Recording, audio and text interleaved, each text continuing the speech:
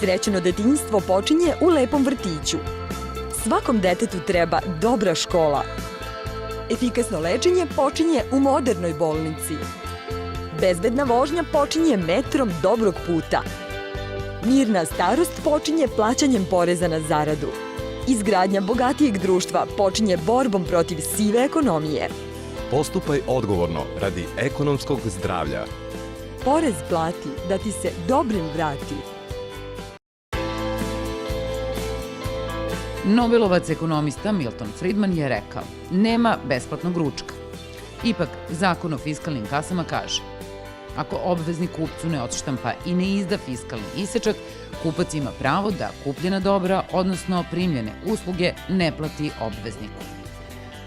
Ukoliko ne tražite i ne dobijete račun, iznos PDV-a koji za većinu proizvoda i usluga iznosi 20%, stavit će u džep vlasnik radnje ili restorana koji vam nije dao račun.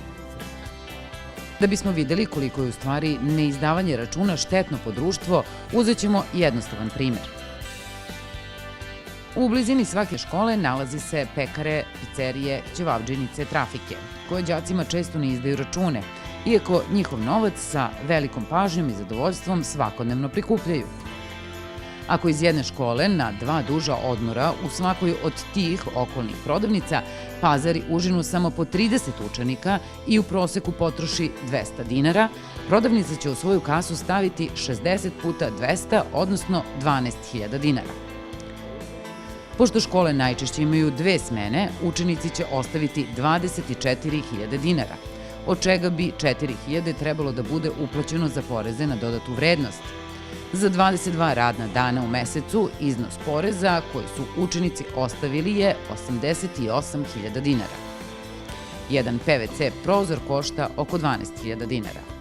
Samo od PDV-a koju učenici ostave u jednoj pekari ili pizzeriji na odmorima, ta škola bi mogla da zameni 7 dotrajalih prozora novim ili da uzme 28 novih klupa ili 55 novih stolica za učenike ili profesore. I tako svakog meseca. A ako u blizini škole ima više od jedne pekare, evo nam obnovljene škole i novog nameštaja za đake za jedno polugođe. I tako je svugde.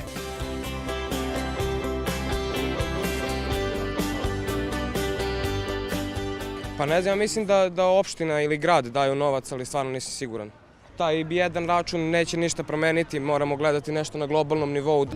Verovatno bi trebalo da to što treba da ide u državu da može da služi za opremljivanje nekih stvari koje su od značaja u smislu za škole i neke druge ustanove. Svima treba da se kaže to i da dođe svima to do znanja, zato što uglavnom ne znamo. Uglavnom niko ne obraća pažnju na te račune i odu i pošto uglavnom ne znaju šta se zapravo dešava, a kada bi verovatno znali onda bi promenili svi ostali mišljenje o tome. Treba deca da znaju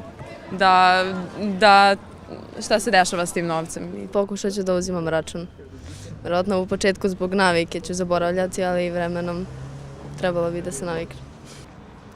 Pa treba što više u školama da se priča o tome, da bi deca počela da uzimaju račun.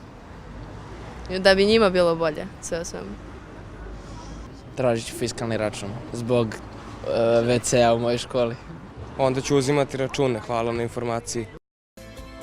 Sa druge strane, ako ne izdaju račune, gazda će samo od utaje poreza za pola godine moći da kupe dobar automobil, doduše star nekoliko godina, ali kad na to dodate i zaradu koju ostvaruju, i vama je jasno da se na vaš račun vozi dosta crnih limuzina, džipova i sportskih automobila, a da celo društvo upravo zato nema dovoljno za vrtiće, škole, puteve i sređenije ulice.